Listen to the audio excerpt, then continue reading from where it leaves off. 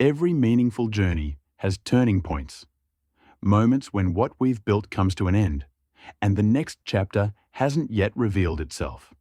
Back in 2020, during the height of the pandemic, Jamie Hahn faced one of those moments. After nearly a decade of building Arcana Martial Arts in Ottawa, Ontario, Canada, he made the difficult decision to close the doors to something far bigger than a gym. Arcana wasn't just a place to train, it was a space that represented community, a different kind of martial arts culture, one free of the nonsensical and petty politics that can cloud some corners of combat sports.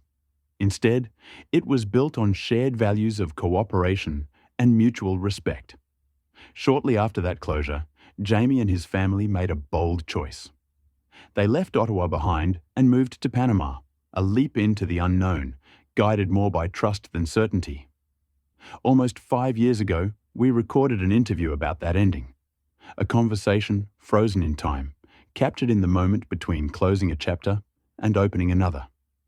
That YouTube interview is titled Closing the Gym, Arcana Martial Arts Jamie Hahn, available on Conversations with Garmami on YouTube. That's where this story began. This episode is where it continues. It's a follow-up to that story. It's the evolution of a decision and what it teaches us about change. In this new conversation, Jamie reflects on life in Panama, on rediscovering the joy of teaching martial arts, on adapting to a new country with his family, and on what it means to keep moving forward, even when the path isn't clear. This isn't just a story about martial arts. It's a story about reinvention, about how the next chapter can surprise you, if you're willing to write it. You're listening to Strictly Creative, available on all major podcast platforms. Jamie, last time I spoke to you, I believe it was 4 years and 9 months ago. This was back in sometime in November, December of 2020. That's a long time ago. How are you doing? That is a long time. Yeah, it's crazy how much time has gone by though. Yeah, dude, I'm good. I'm good. I have no complaints. Yeah, it's been a wild ride, but I was thinking about you the other day. That's why I reached out, and I wanted to see how you were doing and see how things were going. And yeah, I'm glad that we're doing this because I was thinking about it. That I left on such a bitter note, and I was in a pretty sad, pretty down place, and yeah, things have changed.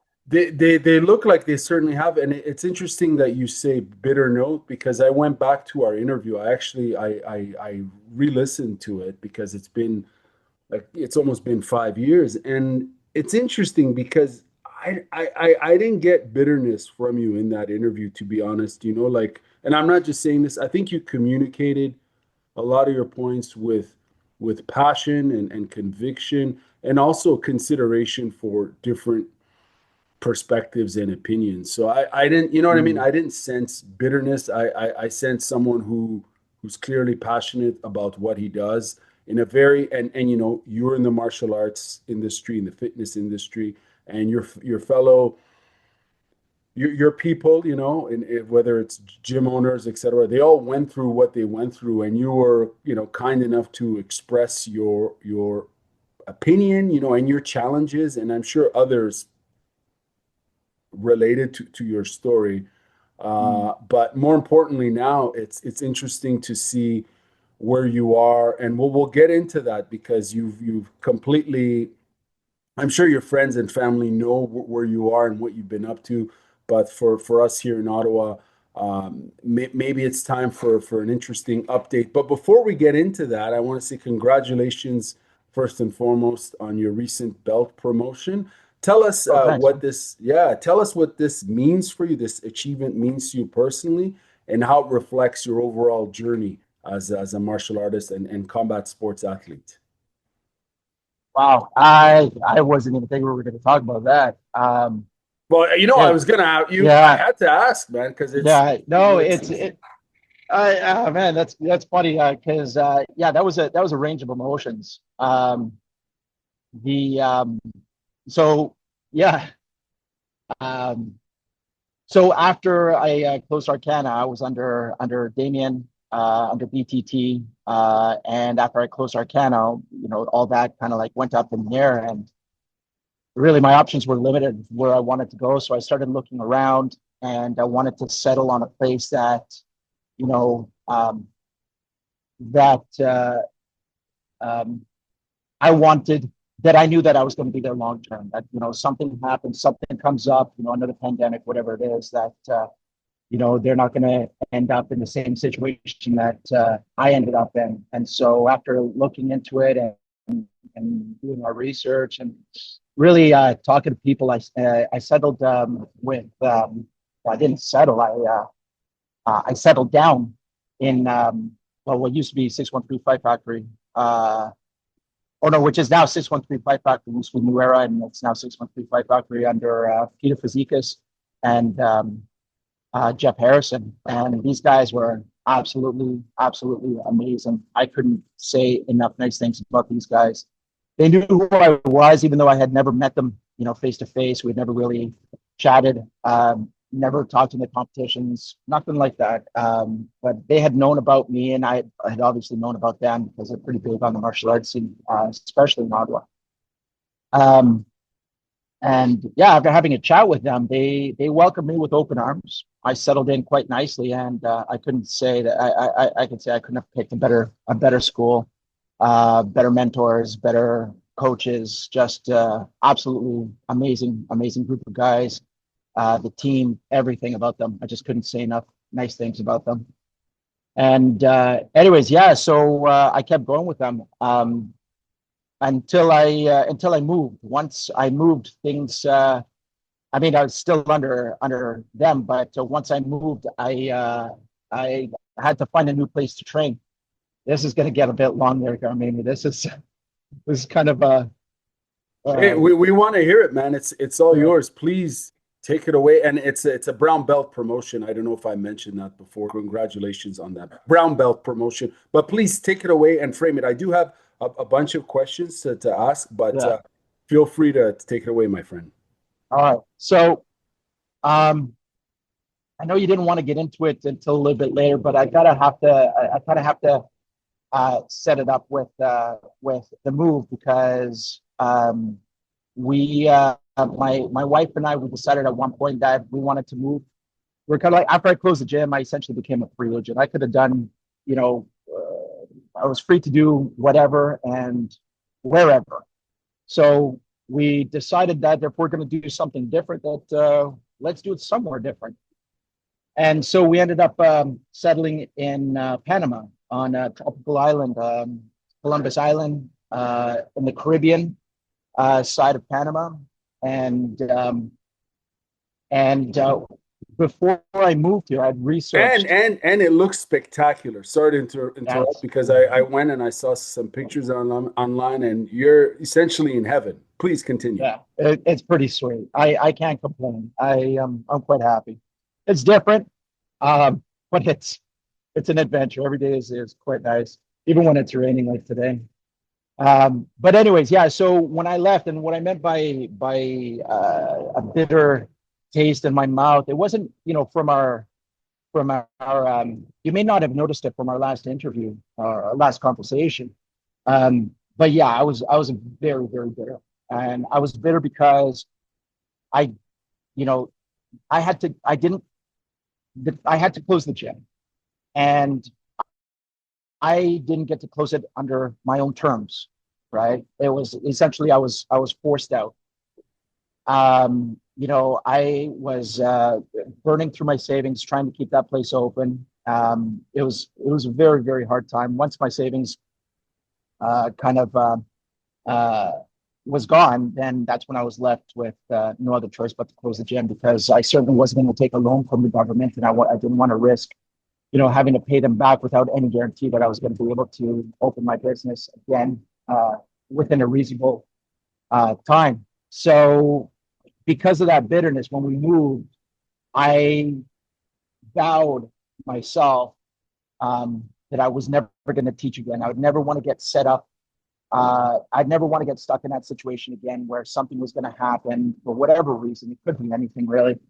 and that I would end up having to close and lose everything and have to start over again.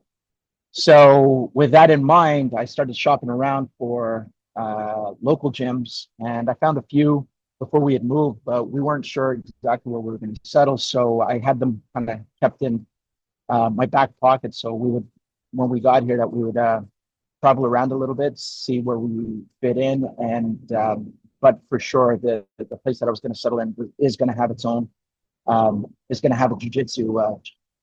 So we get here. Sure enough, we travel around. I didn't get a chance to try out too many gyms, but I tried a few out in Panama City, and was pleasantly surprised. Good guys, no issues. These guys were, they welcomed me. They were really, really nice. Um, they appreciated having a foreigner come train with them. Good level. And but we weren't going to settle in Panama City. So then when we started traveling around, we ended up where we are now, and there's a gym here. And I started going there. And I had some difficulty kind of fitting in. It's a different culture. It reminded me back in the 90s, late 90s, when people were very protective. Gym owners were very protective of their secrets, or what they claim are their secrets. And every time I walked in, I felt like I had a target on my back, right? Here comes this 200-pound purple belt, and gym full of young guys. They're all in their prime, and they're all trying to smash me. So I'm leaving every day. I'm leaving class with an injury. Wow. And I kept at it for a few months. Yeah, I kept at it for a few months. I thought, maybe, look, you know what? I hadn't trained in about 2 years at this point. Maybe it's just me. I got to get back into the groove. And but I would get injured, and then I'd take about 4 or 5 days to heal up, and then I'd go to another class, get injured again, take another 4 or 5 days, and I was just like, man, this is crazy. So I took time off. I took time off to recuperate, and I hit the gym. So I started lifting weights and see if that would help. And sure enough, yeah, it actually helped quite a bit.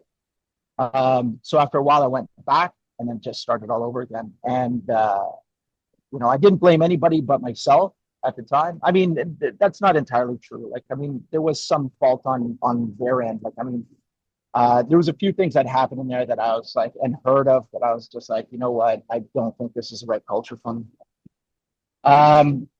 So that was that. And can I ask a question in regards to the culture? What was and I know what you're referring to, like that late 90s sort of protectivist mentality when they have a new person going into a gym. What were there additional barriers in terms of linguistically, culturally, socially, any other things that probably, what was there more to it that maybe in hindsight now you can decipher, or was it just that nonsense of like, oh, he's someone we don't know and we kind of want to make it hard for him? Or how it was entirely that. It wasn't a cultural thing. It wasn't linguistic. I speak Spanish, and they everybody here, most people here are bilingual, because there's a lot of foreigners that live around right here. Okay. A lot of Europeans, a lot of Americans, some Canadians. And so there's a lot of bilingual people. The instructor there is bilingual. Actually, everybody that I spoke to in there was bilingual. They all spoke English. But I was fine just speaking Spanish to them as well. Like, I didn't have any issues with that either. So it's just so ironic. It's so ironic because it's like it's bad for business when you make it very unwelcoming for someone who's just trying to roll and get back into it. It's what I'm saying. Like, it's I understand. No, I completely agree. I mean, it's definitely not something that I was used to. I don't fault the guys there. For sure. I think maybe part of the problem is that it's the only gym in the area. There's no other competition. So there is a definitely a level of protectionism. And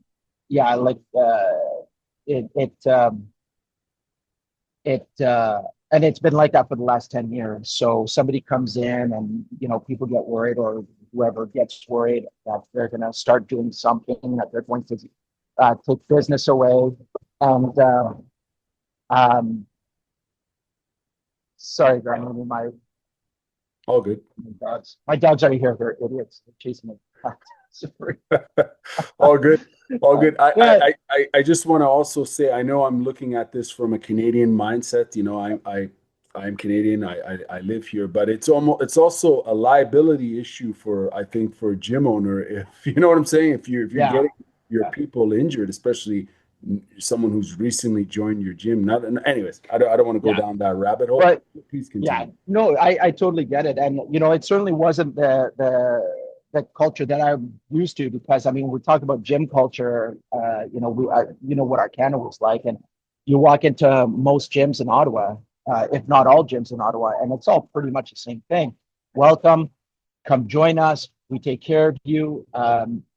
It's how it should be. So it certainly wasn't something that I was expecting, and I was definitely surprised. But anyways, suffice to say, when that happened, I was just like, okay, there's no other place to do jiu-jitsu. That's it for my jiu-jitsu journey. I end at purple belt, and that's it. Which, yeah, I know it sucks. But it's not like I had at that time, it's not like I had a lot of options, because I still have to work. I still have to use my body, and I can't be taking 4 or 5 days to recover from an injury. As much as I love jiu-jitsu, I still have to be able to move my body the next day. So in the meantime, shortly after that, we're talking almost 2 years in, I decided that my daughter's old enough to start learning jiu-jitsu. Muay Thai. So I started started buying the gear. And I set up small classes for her and her friends, kids from school. And I just wanted to teach my daughter, but I wanted her to have a group to do it with. I didn't want it to be one-on-one, because I think she needs somebody of her size. And of course, like one-on-one with me, we could do it anytime, but she needs somebody closer, her age, her size. It just makes it more fun for her. So I started with that, and then ended up turning a horse stable just across the road from the hotel into a small gym, and padded it. Got all the equipment, got some punching bags, and it started with that. So then I started teaching Muay Thai to adults and the kids and teenagers. From there, it just kind of kept growing slowly, naturally, organically, because I didn't advertise. I didn't, I didn't post anything online. I didn't really do anything. It's just all from word of mouth. And it slowly grew into what it was. And then, lo and behold, I run into this giant Dutch guy who had heard about me. He had not recently, he'd actually been here a couple of years. And he saw me wearing a Jiu-Jitsu versus anybody t-shirt. Wow. Yeah. And he's looking at me from across the street, and I'm like, holy shit, what's this guy looking at? He's looking pretty intently at me. And there's this guy, he's like 6'3", 6'4", he's 230 pounds. He's a big dude. And but he makes a beeline straight at me. I don't even think he looked both ways before he crossed the road, which is not something you want to do around here. And he comes up to me and he's like, hey, are you Jamie? And I'm like, yeah, man, I'm Jamie. I'm Duncan. Nice to meet you. So we started talking, and he told me that he's a black belt under Draculino. He trained with Gerard Gordeau back in the Netherlands. Yes. Wow. Old school. Holy shit. Old school, bro. Wow. Old school. Yeah. And second degree black belt. And he's like, I heard you had a place. And he said, all I want to do is teach. I love to teach. My body is broken. He had open knee surgery. He showed me the photos. It was something nasty. And he just said, look, I just want to teach. I don't care if it's one person. I don't care if it's 50 people. But I don't want to stop doing jiu-jitsu, and I can't do jiu-jitsu here. And it turns out we had very similar experiences over at the local gym. Okay. Right. Yeah, so I was just like, listen, man, I don't want to step on any toes. I didn't come here. I don't like. It was already a problem that I had started teaching Muay Thai. There's no Muay Thai here. I'm the only one teaching it. So it was Wow. already, you could see that there was a problem, that somebody was teaching something. And so And I was sorry, like, I'll hold that thought for a second. For folks mhm. who haven't, where can people find your gym online if they want to see the visuals and stuff? Because I Oh, went on and I saw some pictures and I'm like, this is incredible. You're like in the jungles. There's like these amazing looking birds. You're by the beach. It's straight out of like some crazy movie. You know what I'm saying? To tell us where we can find your yeah. gym. So I live on a road called Bluff Road, and it goes to a beach called Bluff Beach. It's one of the bigger and nicest beaches on this particular island. So I just named it after the beach. It's called Bluff Muay Thai. And I'm just on Instagram right now. I don't have a website. I don't have. I think I may have just started a Facebook page, but Bluff Muay Thai on Instagram is where you could see everything, or you could go on Google Maps and You're right, there you could see. exactly. Yeah, Yeah, on Google yeah, Maps, there's plenty of pictures, and I'm sure yeah. like there's people here in Ottawa who probably want to tour, Central America, and they probably want to drop by your gym and visit Panama. Sorry, I don't want to cut you off from where you were going before, Oh, but it's all good. I'm sure there's probably talks of that happening, right? Like people coming down, because I know in neighboring country Costa Rica, there's a huge and Panama as well. There's a lot of yoga tourism and stuff where people go there for like retreats. And I mean, I'm sure that could be a grappling or, a Muay Thai retreat as well in Panama. Sorry, I know we're talking business concepts now, but Yeah, maybe we'll get into that later. But please continue what you were saying, and I'll yeah, let you speak. yeah. No worries, man.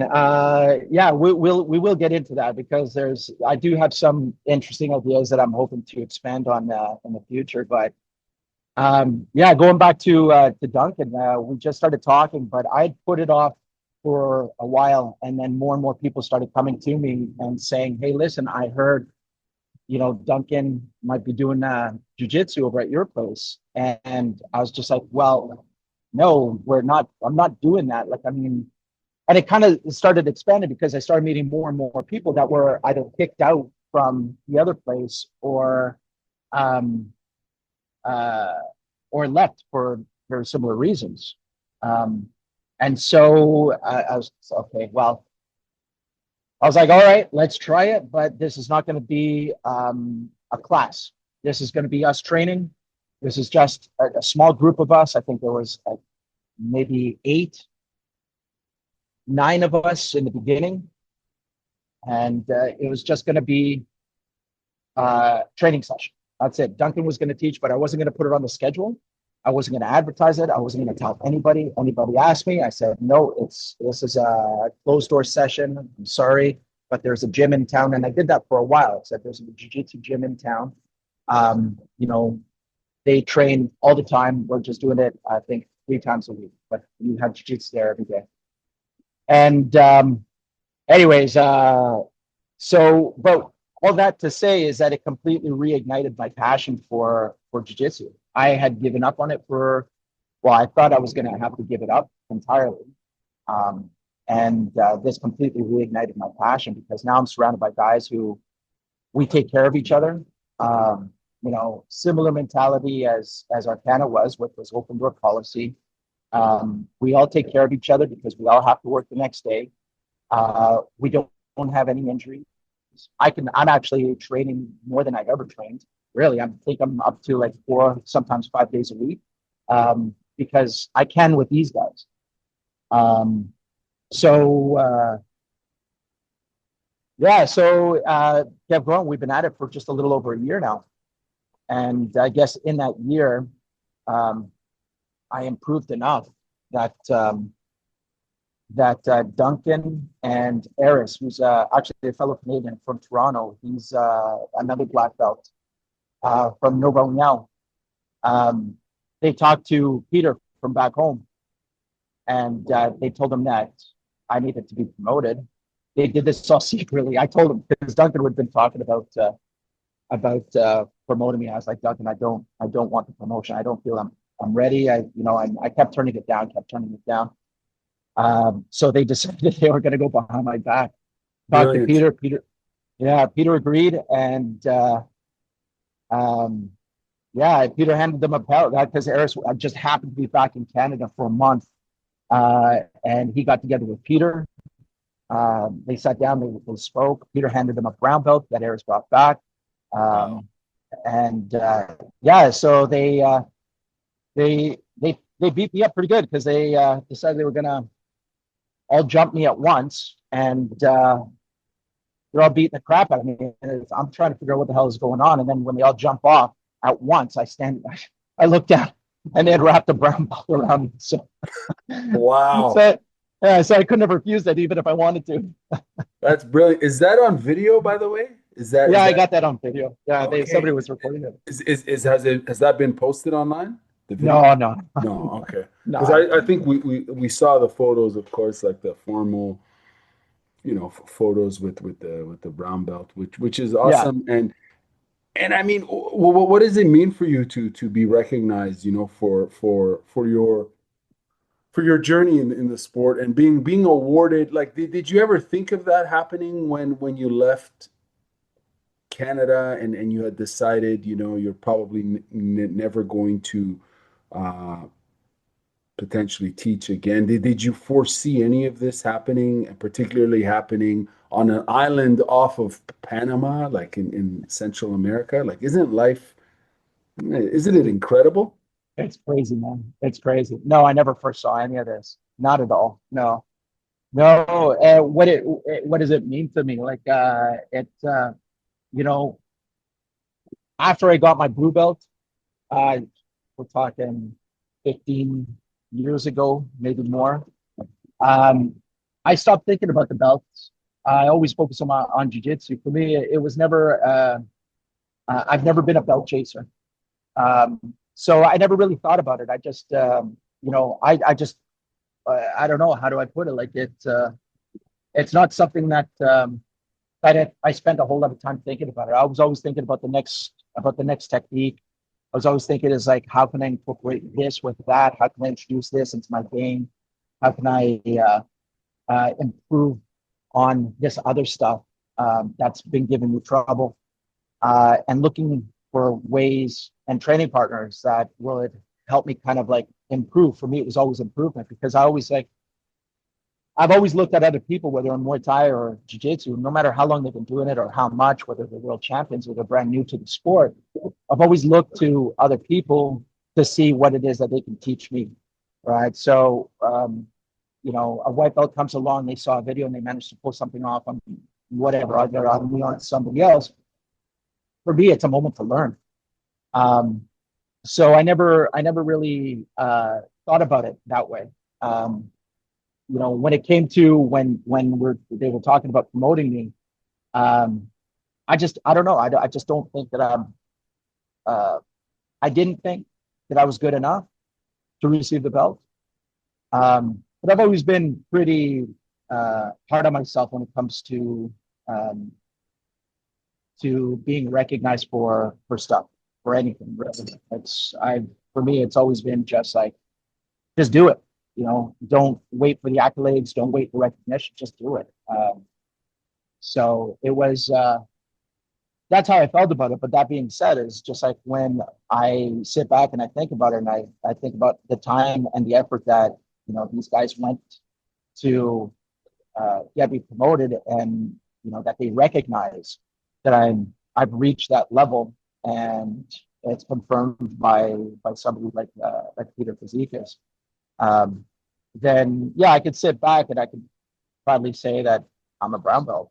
Um, so So yeah, you earned it. You absolutely earned it, and you deserve it. And that's a formal acknowledgement. And it's interesting that you mentioned, you use the term belt chaser and all that, but at the end of the day, it's earning it, and being recognized for your efforts. And there's also, keep in mind, I think, in addition to just practicing the sport, you've also opened the gym and made it accessible in a whole different country, to yeah, obviously to a whole different community. Obviously, there's other martial arts on site. Maybe at the end of the day, expanding a sport is and taking that leadership, is a big step. And you've done it here in Ottawa, and now you've done it in Panama. All these things are, I think, important. If you don't mind, tell us a little bit about, for those who may not know him, about Peter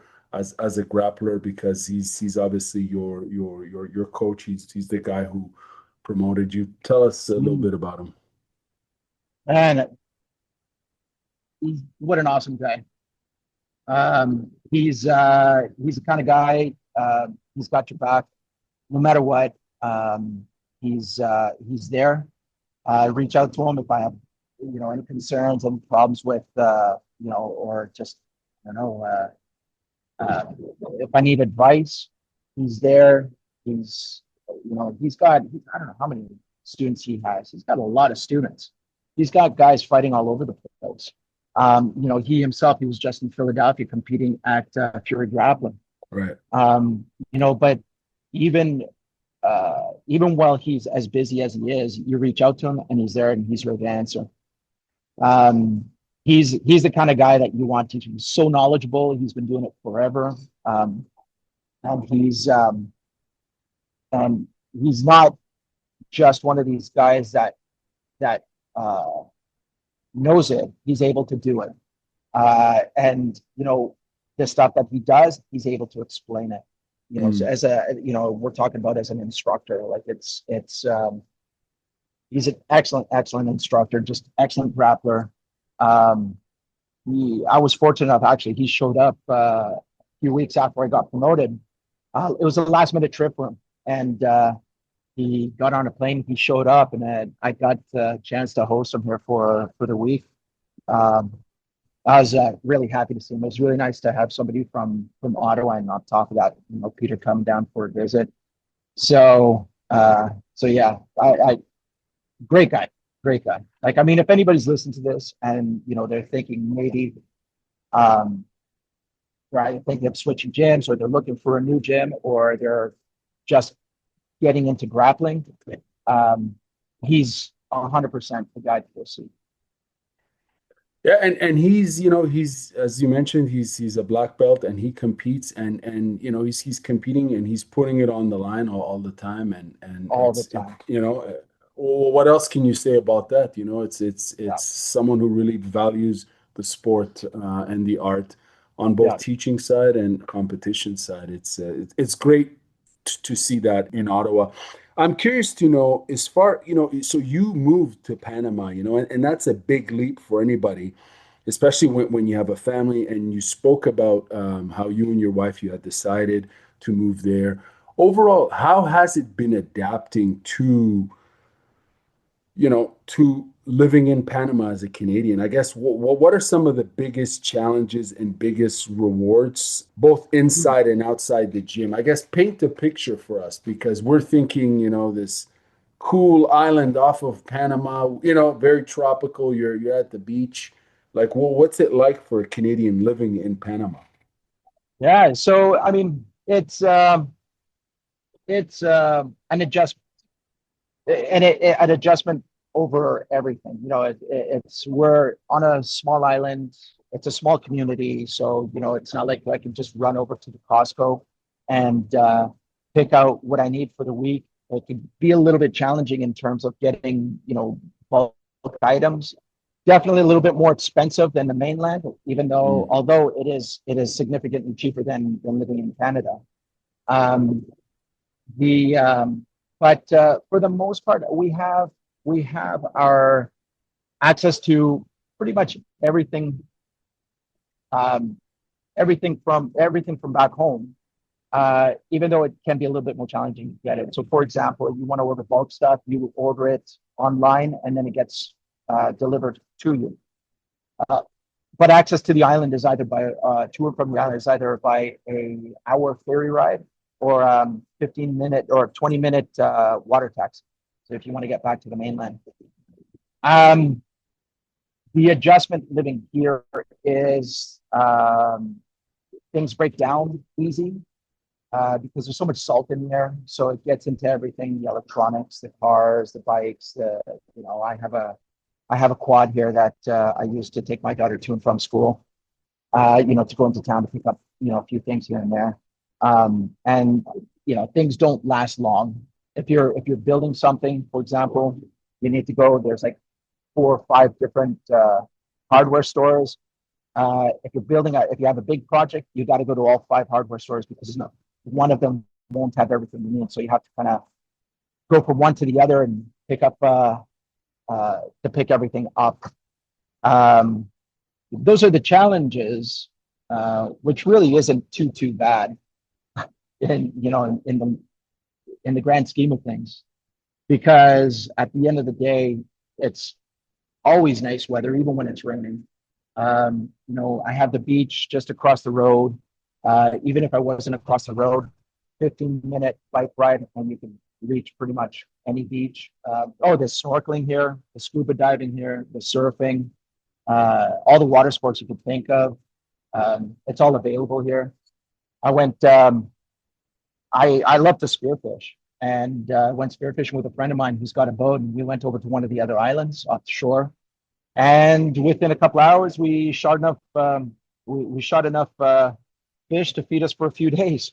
Wow. So yeah, it's just on one of those days off, you get together and you go. Right now, I can't surf because my shoulders are pretty messed up, and surfing was mostly paddling, to be honest. So I have one of the guys that trains with me. He's got a surf school in town, and I did a few lessons with him. That's when I decided I just couldn't surf, but my daughter's really good at it, so she'll be doing lessons. But today's a great surfing day if you're into surfing. The waves are coming in. What else? Yeah, when it's sunny, it's really sunny. I'll say that. It gets pretty hot here. Humidity is like, I thought it was humid back in Ottawa in the summer, but humidity is through the roof here. Oh, really? It's more than Ottawa on a hot like Ottawa day. Well, just every day is really, really humid. But on the most humid day in Ottawa, you could multiply that by 10 here. Wow. So it's like a sauna. Oh, dude, yeah, it can get pretty bad. You got to stick to the shade. Like, yeah, I have a big grass sombrero that I wear when I take the dogs out for a walk. And you gotta prefer to stick to the shade on those days. That's incredible. It's funny because you probably don't miss the 5-6 month long Ottawa winters. Do you miss Ottawa? You know what? I miss my friends. I don't miss Ottawa. No. I miss my friends.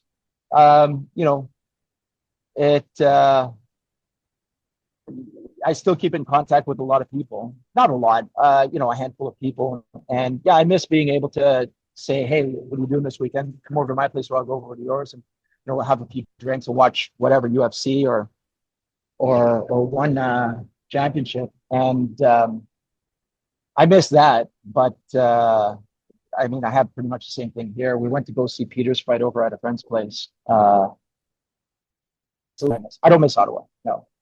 I did in the beginning. I kind of did, mostly because it's an adjustment period. We fall into certain habits. We're used to seeing this, seeing that, and then on the weekends we do this. And once the rhythm switched for me, I realized it's like, I have no interest in going back to Ottawa, to Canada, period. It's I honestly, where I am right now, I try not to leave. I try not to leave my house. If I didn't have to go to town, I wouldn't go to town. I'd be home all day long, every day. Yeah. I don't miss the freezing rain. That's coming up pretty soon. Oh, is it? Yeah. Oh, you mean in Ottawa, or you in mean Ottawa? Yeah. Yeah. Oh, no, yeah. In Ottawa. Yeah, that's coming up for you real soon. It is. It's actually raining today, by the way, here in Ottawa. It's acting kind of funny. It's that fall weather in Ottawa. It's kind of unpredictable. You're describing a very kind of, correct me if I'm wrong, a very laid back, chill ambiance and energy as far as kind of like in vis-a-vis in comparison to a city like a Canadian city like say Ottawa or maybe even Toronto. And I'm sure that that's always good for one's overall health. You know, your blood pressure is probably uh, lower and everything. You know what I mean? It's not the Mm. hustle and bustle of getting caught in traffic, this, that, and the other. And it's interesting because in the interview we did 5 years ago or so, at one point, and I'm sorry to jump to make such a big leap because when I went back and I listened to it, you know, a lot of things hit me. It's funny when you go back and listen to an interview. You know, I'll say this real quickly. Like it's been so long, but it hasn't. And when you go back and you re-listen to someone's experience about a challenging time that it was for all of us, you're kind of like, damn, that was a tough time for everybody. When you said sometimes you would only sleep 2 hours a night, you had difficulties sleeping, you know, and I think that was a reality for many folks, you know, during that period, people were feeling stress on many levels, and one of them, you know, one of the indicators of having dealing with stress is also physiologically you have problems sleeping, right? Mhm. Personal question: how are you sleeping these days? I hope you're actually, you know, you're getting some sleep. Yeah, I'm getting sleep. That's good. I'm getting sleep now. Um, yeah, I could, we all went through um something during, those, 5 years ago. We all By went the through way, sorry, something I that I want to was tell like, you, I don't, I was also struggling with sleep during that time. It was a fucked yeah, up time, bro. I don't want to yeah, it get, was. we don't need to reopen it for all of us because we all felt it in different ways. But I just want to say, you know, in that interview, you really opened up, and I appreciate, you know, your honesty and your transparency there. And I think if people go back and listen, they can appreciate. Your honesty there, highlighting what all of us were feeling.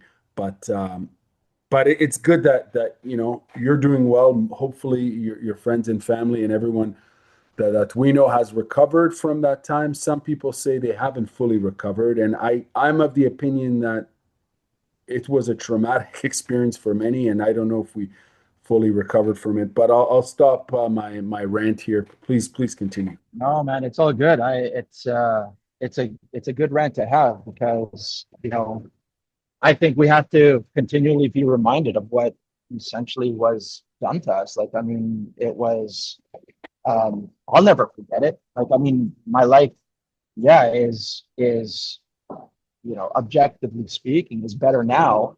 I suppose I wouldn't know if that never happened, but I mean, the idea is that it never happens again, and to collectively never forget that, what we were put through. I think about friends of mine, I'm not going to name names, who No. who also have martial arts gyms, who struggled and ended up being hundreds of thousands of dollars in debt. Wow. Um, Jesus. and they managed to push through, and um, they're still at it. They're still going hard at it. So I But that's not me. I didn't want to get caught in that trap, which is why I ended up closing Arcana. But yeah, no. I don't think, I think that it's okay to reminisce about something like that, because I still, even though, yes, again, my life is improved from what it was. Um, and I guess I can make an argument the other way as well, but it's just that uh, that feeling of not being in control of your own life, that Mm. that you're subject to somebody else's um, uh, you know desire, that particular week. That's how I feel like we went through the pandemic. Is, I think we were misinformed. I think we were deliberately lied to. And I didn't want to play the game, and that's what led me to ending up over here. But that being said, is that now that I'm here, I'm in a situation that if something like that were to happen again, I have full control of what goes on in my gyms. Yeah. Before I have a few more questions, if you don't mind, I'm curious to know, like, there's so many ways to take your story because it's an interesting one. You guys made the decision to take the leap and to explore a different place, and you made that leap, and not a lot of people decide to leave the comforts of what they know for the unknown, which, what I'm saying, it's a big Hmm. deal, especially when you've got a family, right? Hmm. From your perspective now, like, what lessons, like, have you learned about, you know resilience and adapting, not just as a martial artist and a coach and community builder, etc., but as a parent, as a man, as an individual, like, what lessons have you learned about this entire major shift and pivot? For I know that word was used a lot, Yeah. but, like, well, what That. are some of Oh, what are some of the lessons you can share with us about your journey, and when you look back, and, from your perspective, well, what sticks yeah. out? Look, the reality is that if I could do it, anybody can do it. The lesson that I learned is that we don't have to be set in a certain way. This isn't just from my experience, but there's a lot of people that I'm surrounded by who each are very unique and each have a very unique story, because there's a lot of people here with the same but different background. They just got tired of the bullshit, and they decided they were going to sell everything, buy a sailboat, sail around the world. And these are the kind of people that I get to talk to all the time, and I get to listen and Wow. hear their experiences, and I get to listen to their stories. I get to see their photos. My daughter gets to play with their kids. There's a lot of very interesting people around here. And the one thing that I learned is that you're not stuck in your situation. Hmm. There are ways to get out of it, and there are ways that you can improve your life. Like, if you're not happy, you need to really look in and figure out what makes you happy and go from there. And then take the step towards it. Um, the problem is that, and I got caught in that as well. My wife, uh, more than I, because she worked for the government. She worked for the federal government, and so she had a pension. She had benefits. She had paid vacation. She had everything that everybody has, Hmm. right? And Hmm. so for her, it was much more difficult to picture herself without a job, without a pension, without uh, benefits. And yeah, like uh, that stuff is fine, but you have to decide for yourself, as just like, uh, is it more important than living happier? Hmm. Because and she says now, again, I don't know if I should say it, but she said that she was happy working for the government, but I could see that she was. You know what I mean? Who's Hmm. happy sitting behind a desk 8 hours a day, 7 days a week?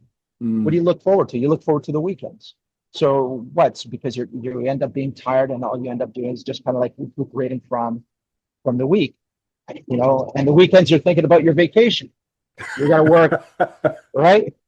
But it's the reality, though, right? That's the Yeah, thing. yeah, And of so course. Yeah. and so it um and so I get to kind of see, and it was a tough leap, right? Like, it's a tough leap, leaving what you know to get into the unknown. But I'll tell you, man, life has a way of figuring things out. And I didn't think I was ever going to teach again, and here I am teaching. And not just teaching, because this is what, early on in the conversation, we were talking about the future of what I'm doing. And it really opened my eyes, because right now I'm teaching. Now, classes are small. I live in a small community. It's I think 7,000 people Wow. on the Okay. island. Okay. Yeah, and then during tourist season, there's quite a bit more. Mm. But the plan that I have moving forward is to actually end up doing the retreats, like those yoga retreats. There's a Nice. retreat in Costa Rica. So my plan is to expand to a point where I can do retreats. And once that's done, then I am completely out of the matrix. Wow. Right? Yeah.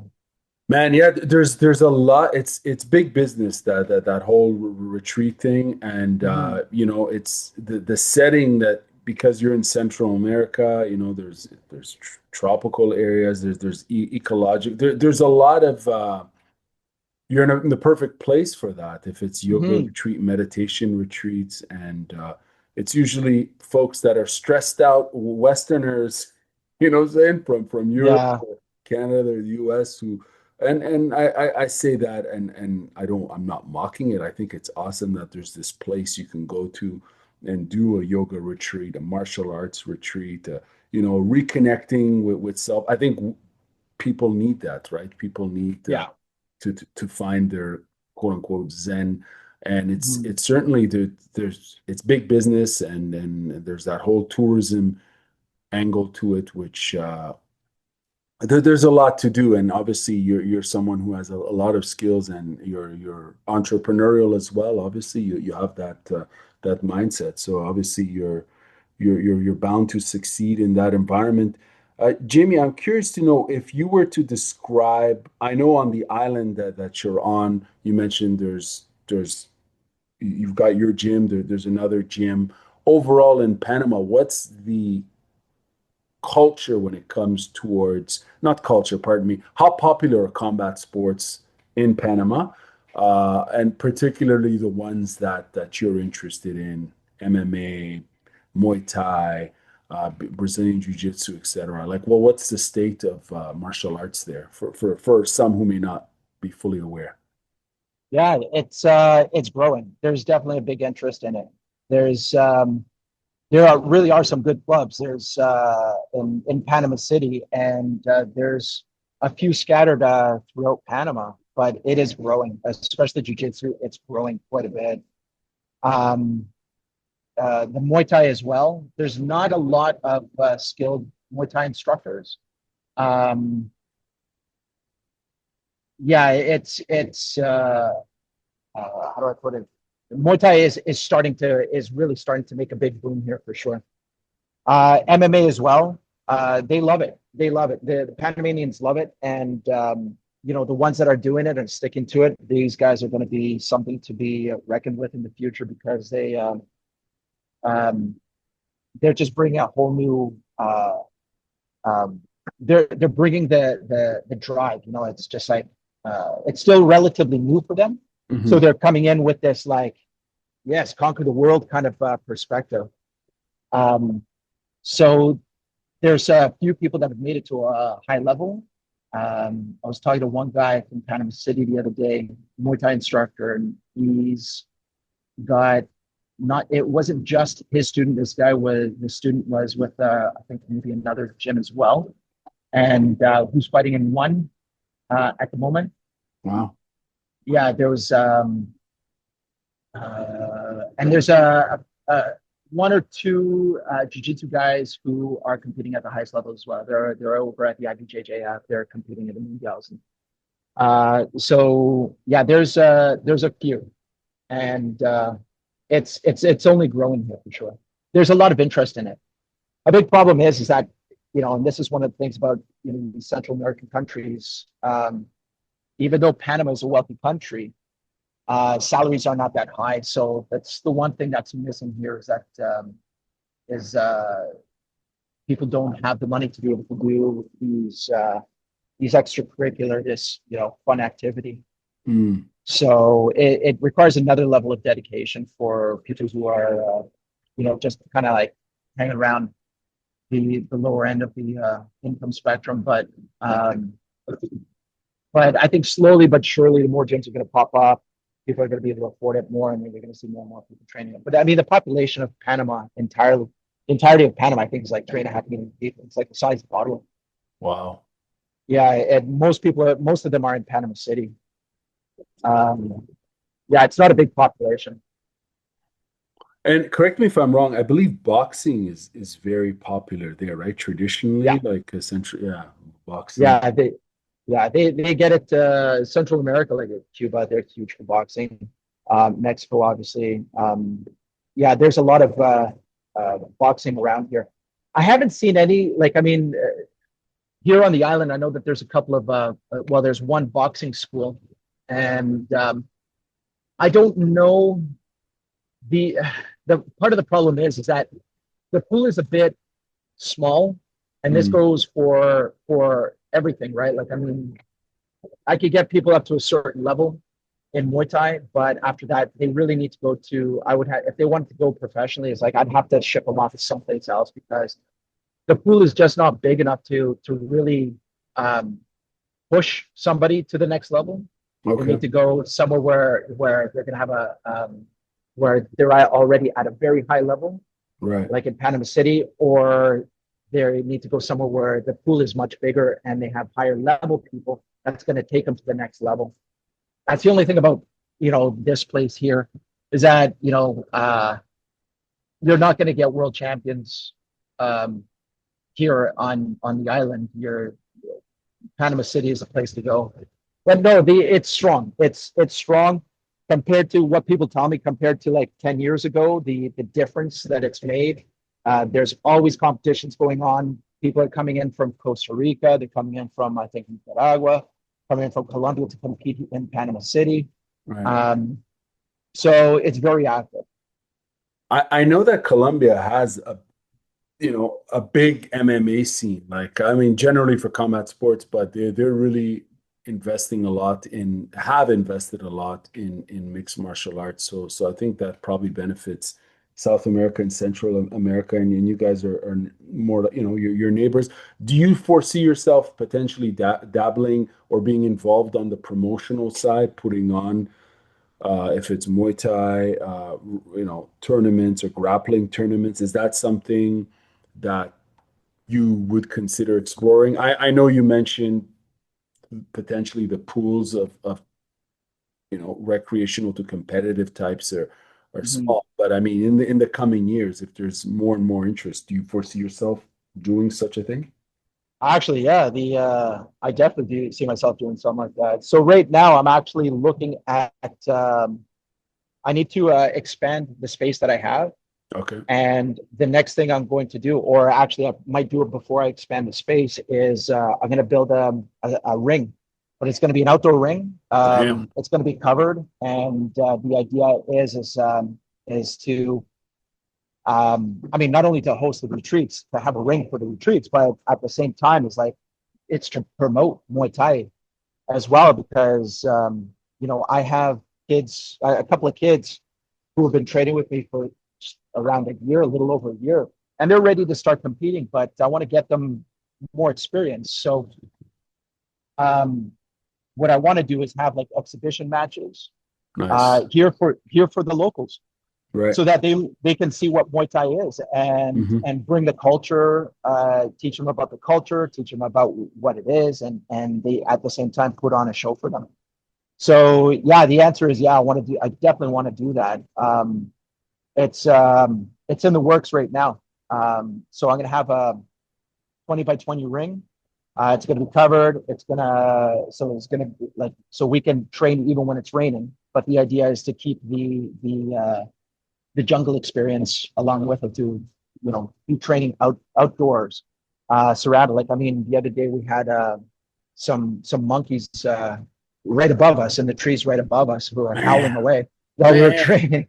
That Yeah, is, dude, that is incredible, man. Like for real, like the visual or just the idea of being in the jungle and like for people need to see these pictures. It's like it's a stunning visual, when you think yeah, about it, and it makes for a unique, I believe, a unique experience for anyone who's, especially if people are visiting you, from Ottawa or anywhere else in the world, which I'm sure you have that because there's so many foreigners, right? In that country, yeah. there's a lot of expats, foreigners, and there's probably a lot of networking opportunities for other coaches to come on, to come and do cross seminars. You know how they do that, right? Absolutely. And so there's that. That's fascinating. A few more questions for you before we wrap up.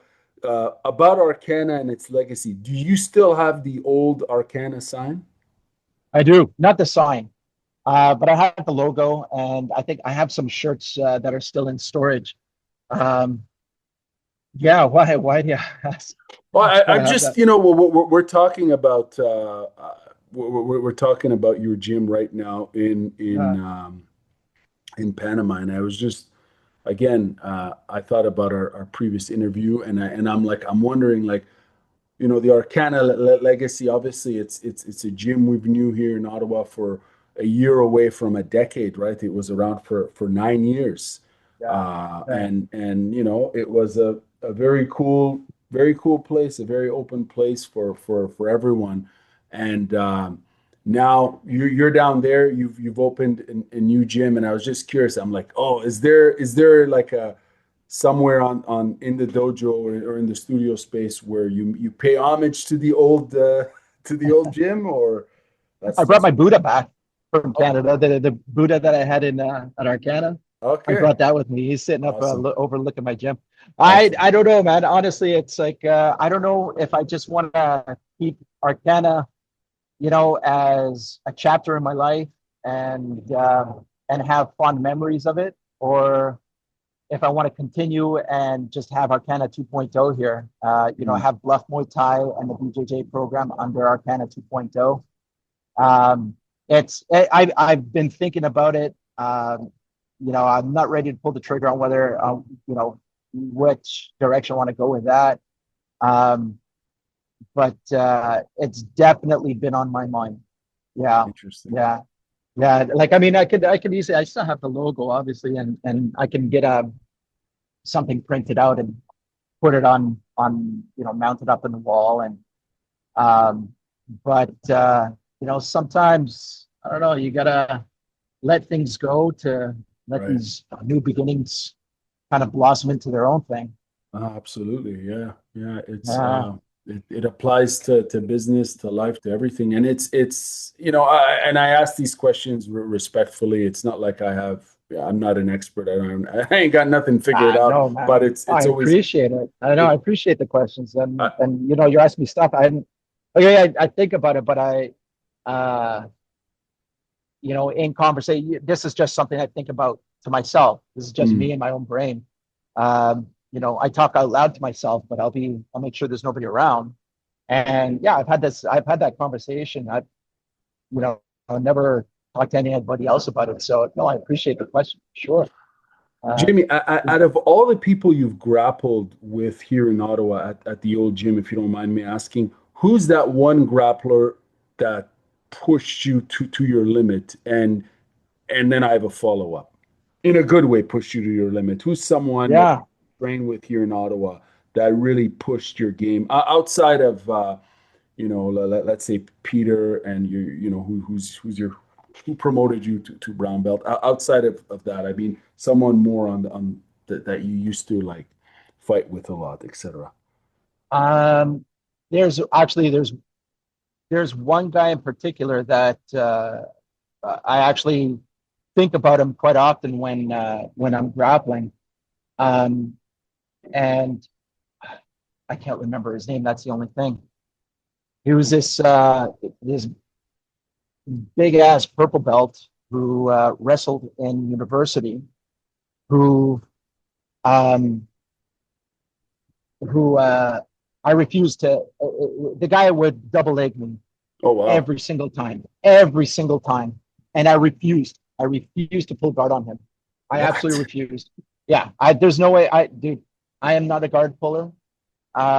And you know what? If there was competition, all right. Like, I'd think twice about it. But during training, he was the one guy that just always double legged me, and he's the one that really taught me more about my stand up than anybody else. Even though we never really talked about it, we never went through drills, we never showed me anything.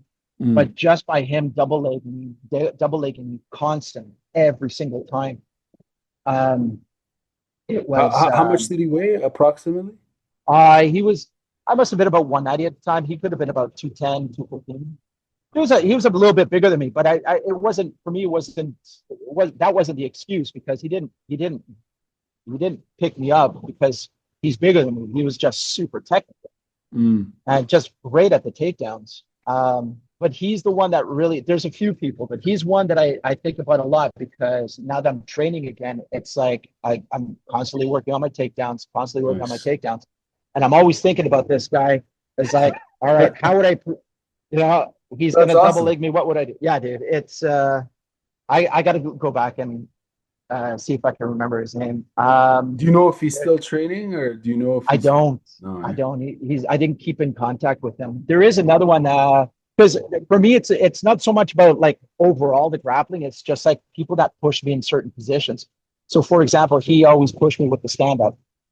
He'd take me down, end up in guard, and then we'd fight from there. But he took me down every single time. And like I said, in training, I am not going to pull guard. Like, it's just not going to happen. So yeah, the amount of times that I've been picked up like a child over his shoulders, I don't even want to think about how it's almost embarrassing. And then another one was a friend of mine, Thomas Rukul, who had an amazing half guard. Just so good at the half guard, and so he pushed me a lot to well, number one, realize that my half guard sucks, and the other one is that that I was bigger, and I probably still am bigger and stronger than him. Maybe, I don't know, stronger. He was quite a bit younger than me. But at that time, yeah, I was still bigger and stronger than him, and it didn't make any difference. It's just super technical. So he really taught me a lot about my half guard. Aside from that, nobody else really comes to mind. I get my ass kicked by the higher level guys, of course, but I mean, it was always a lot of the same stuff. It's just overall, I had to work on stuff overall, but I like to look at things specifically. And those two in particular were the ones that really pushed me to improve. And then I did have a follow-up for you.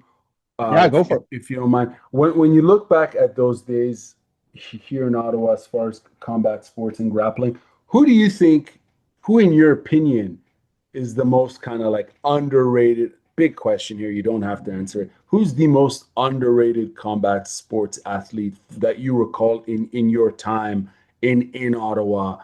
And it can be any combat. It can be a grappling-based sport, striking-based sport. Who comes to mind? Who do you think hasn't gotten underrated? Yeah, underrated in the sense that they haven't gotten the props, maybe I don't know, the respect that they probably deserve, because there's a lot of talent here. Ottawa's producing a lot of good talent for sure. Underrated, I don't know. We're going back, I don't know what the scene is like so much anymore now. No, I wouldn't know. I could not answer that, because I wouldn't know. I don't know. Fair enough. If you were to fight someone, last one for you, if you were to if it's tie, if it's grappling, if you were to challenge someone to a match, who would it be and why? And I say challenge in the positive context, not so much like, oh, I want to beat you up. It's more like, hey, I respect your game. Let's fight. There was again, this was before I left, so we're going back a few years. There was a purple belt at Peter's gym at the Fight Factory, who came in super jacked, super athletic, really nice guy. I nothing against the guy, but he was the one guy that gave me a really hard time. I was a purple belt. He was a purple belt. He gave me a really hard time, and yeah, I think about it's just like, how would I roll against him now? So he's one for sure. I don't know his name. I didn't even get it back then. I think he may have told me, we shook hands. He told me his name. I told him my name, but it was just like I only rode with him, I think maybe twice. Um, uh, in Muay Thai, oh, I can think of a few people, but it wouldn't be a friendly challenge. Uh, uh, yeah, I'd rather not say their names. No, that's fine. That's fine. I'd rather not say their names, but yeah, I'm pretty sure you know who you are. You pissed me off, and I never got a chance to return the favor. So yeah. There's one in particular, not so friendly, but fuck him. So I'll never see him again. That's all I care about. Man, do you think you're ever going to write a book? Oh God, no. My life's not that interesting. I mean, No. Well, it sounds like this whole transition, the whole move, to yeah. me, it's certainly fascinating. And I have one last question for you. In terms of training there in Panama, obviously, as you mentioned, the climate's very different than Ottawa. How does that ambiance, the environment, how does that change your experience, or does it change your experience and your relationship to these sports? Because here in Canada, in Ottawa in particular, winters here can last 4 or 5 months. We're inside, you go inside a gym, you got a big jacket, you got to take it off. You know what I'm saying? The big boots, this, Yeah. that. You go up the stairs, you go in the gym, you train, and then, but over there, you could be training, sweating like crazy because it's 40 degrees or 30 degrees with the humidex, etc. And after Mm. training, you could just go dive into the beach, just like across the street or what have you. Like, how does the environment change your relationship to what it is that you're doing, in this case, Muay Thai and BJJ, in your opinion? Yeah, um, you have to approach it in the beginning. You have to approach it cautiously because, um, you know, the one thing Peter said to me that it caught me by surprise, even though it shouldn't have, was that he did one round with us, and he said it felt like doing four back in his air conditioned gym, Wow. in Ottawa. And it has to do with the humidity. The heat not so much in the evenings. It gets cool enough. Um, you know, um, it's cool enough that it's very, very comfortable. I mean, during the day when it's sunny in the shade, it's comfortable.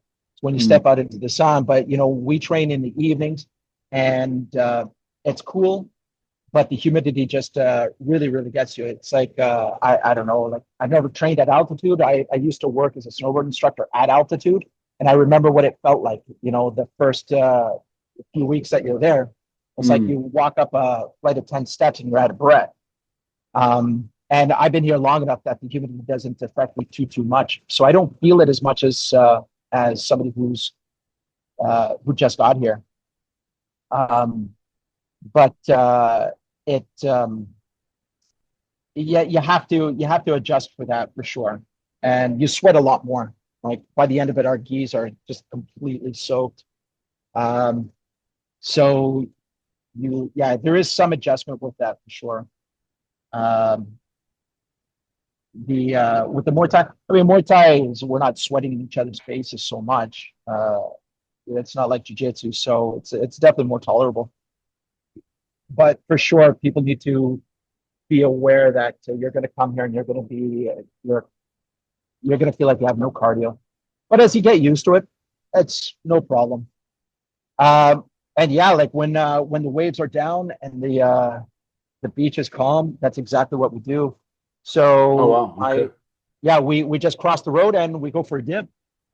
Literally, it's literally, I don't know, 45-second walk. You go out the gate, you go through another one, and you're at the beach. Damn. Yeah. So there's a hotel across the road from me. It's called Tesoro Escondido, beautiful place. And a friend of mine, who another very interesting person as well, super nice guy, amazing family, super awesome. They'd been sailing on a boat for the last 10 years before they decided they were going to settle down. And they bought the hotel, and we became very good friends. So I'm always hanging out with them over by the beach. On Saturdays after training, we finish training because I have an hour and a half Muay Thai class, and it can get pretty intense. Most of us cross the road. He's got a bar on the beach. And that's how we carb load. So we carb load and then go for a dip. That's crazy. They've been sailing for a decade, you said. Yeah. Wow. Yeah. His two kids were both born on the boat. That's incredible. They were on a boat. They were stuck on the boat during COVID. Very, very interesting family. Very interesting. His son is the same age as my daughter, so they hang out every now and then, and get into trouble, which is great. Man, that's really cool, my friend. Any last words you want to share with us before we wrap up? Sure. Yeah. Listen, if you want to, you can do it. I'm nothing special, I promise. Anybody who listens to this and they're not happy with their life, I'm telling you that you can change it. It's totally possible. I promise you. I'm not that smart. I'm not a super intelligent person. As long as you're willing to work hard and put in, the sweat and put in the time. Anybody who feels like they're stuck in that situation where you just feel like you're spinning your wheels, you're slowly dying behind a keyboard so that one day you can retire. I promise you, it's not as hard as what some people think. It's scary. It's not easy, but it's not supposed to be. It's not supposed to be easy. We're supposed to fight for what we have. We're supposed to struggle for what we have. We're supposed to, go through the effort to get to where it is that we need to go, or where it is that we need to be. Not even a matter of want. If you feel like you need to be somewhere tropical, I'm telling you, it's doable. I think that for us, it was a very scary move, but we put ourselves in a situation where we had no other choice. We had no other choice, and we decided, all right, that's it. We're going. We have to make it work. Sometimes, getting stuck in that situation where you have to do it is sometimes better because you don't have a cushion to fall back on. So the only direction you can go is forward. Whoever wants to come and visit me, they're welcome to. There's a place for everybody to stay. There's a place for everybody to train. And I'm talking to you, Brandon. Hey, man, it's funny. We'll talk. We'll talk because once we end this interview, I have something I want to mention to you. But there's an interesting quote that I want to share about. One sec. Let me see if I can find it here. You might have heard it before. It's by a famous poet named Khalil Gibran, and it's about. Yeah. I'm sure you probably. Okay, it says, "Verily, the lust for comfort murders the passion of the soul, and then walks grinning into the funeral." And basically, it's like comfort, familiarity, not getting outside of one's, not going out and expanding, as far as trying something new and challenging yourself slowly. This is how I'm interpreting. There's various different interpretations. It can murder. I think that's a good interpretation. Yeah, it murders the passion of the soul, and you guys, you did the leap and you transformed, your lives, and it's awesome to hear from you, and it's great to see you happy. Obviously, last time we spoke, as you mentioned, you're probably not. It was a tough time for yourself, for everyone, quite frankly. But but I think it lit the fire. That's what it was. Is it lit the fire? Look, in hindsight, it's always 2020. But at the same time, the pandemic had never happened. I'd still be running Arcana, and I'd still be happy there as well. Like, I mean, right. I'm happy one way or the other. Yeah. The pandemic is what kind of forced me to do something different. That's all it was. But had it had it never happened, of course, I wouldn't be here. It never would have been a consideration of ever moving to Panama, or anywhere else. But that being said, is like, when I tell people, it's like, if you don't want to wait until you're retired. Like, look, I have a friend, very good friend of mine. He's like he's a brother to me, right? I love him very much. He was getting ready to retire. Literally, he's weeks away from retiring, and he finds out he's got a giant tumor on one of his kidneys. Man. Yeah, right. I know so many stories like that, I'm sorry, I don't mean to take away from what you're saying, but it's like there's a lot of people who don't make it to 65. Yeah. Yeah. They and sorry, I didn't mean to cut you off, but he worked his entire life. He's a wealthy person. He's actually very wealthy, and he worked his ass off to achieve the level of work that he got. Sure. And it wasn't one of these things that he hated his job. He loved his job. But he was, leading up to his retirement, he was talking about, because he loves the idea of what I did here. He was going to buy a sailboat. He was taking sailing lessons. Wow. And he was going to put his house up for rent, and he was going to sail for a few years until he didn't want to anymore, until he got too old, and then whatever, and then move on to the next level. But now all that stuff is on hold. And why is it on hold? Is because he ended up with cancer. Now he's going to be fine. He is fine. He had a surgery, and they took it out. So he's going to have a full recovery, which I am absolutely thankful for. Obviously, but you don't want to wait until these things come and strike you. Do it while you're healthy, while you still can. Even if it's not entirely moving to another country, you want to spend a portion of your life doing something amazing. You want to travel, but people need to stop putting money ahead of everything else. Money is important. Right. Money is important, but it's not as important as most people think. So, yeah, man, that's all I gotta say. It's like, if anybody needs ideas or more detail on how it is that I ended up here and the struggles, because it is struggle. It's paradise here, but it's not so much paradise under the surface sometimes. There are challenging things that I have to deal with. Sure.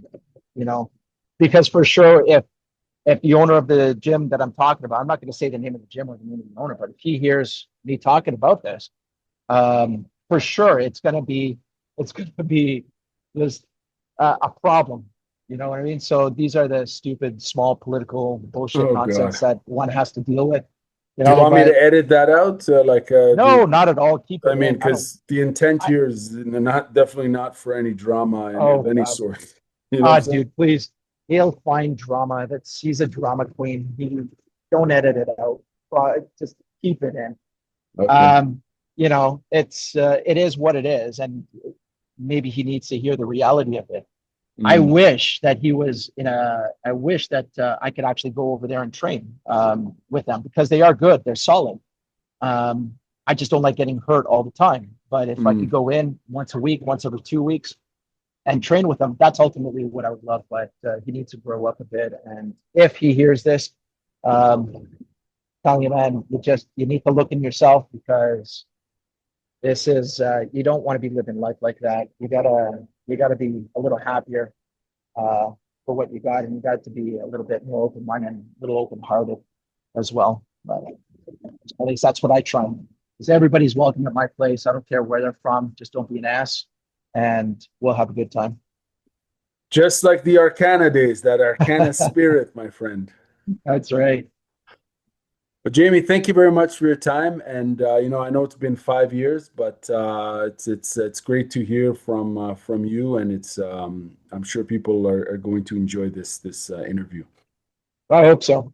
It's good hearing from you too, man. It was 5 years too long. I think we got to keep in touch more often. We got to talk more. Can you believe 5 years just went by like that? It's crazy. Yeah, It's, it is man. crazy. It doesn't feel like it. No, the older you get, I feel like I'm in my 40s now, and I'm like, man, I've got a kid, and it's like time is, I see my son growing so fast. Everything's just moving. It's like everything happens at once, It's Oh yeah. that's life, I guess. Yeah. Yeah. I just turned 49 on Thursday. Man, you don't look Thursday. 49. I saw, but before we started the interview, we saw each other in video, and dude, you look like a 30-year-old surfer chilling in Panama, man. Bro, please. I saw you. You look like if anybody does not look their age, that's you. You're still smooth as a baby, bro. Thank you. I just shaved. That's why I just shaved last day or whatever. Anyways, my friend, thank you very much, and all the best. All right, same. This is Strictly Creative, where we explore stories of people who reinvent, rebuild, and rethink what's possible. You can find the podcast on Spotify, Apple Podcasts, and anywhere you listen. Thank you, Jamie, for sharing your journey. And to everyone listening, remember, the end of a chapter isn't the end of the story. It's often the beginning of something even more meaningful.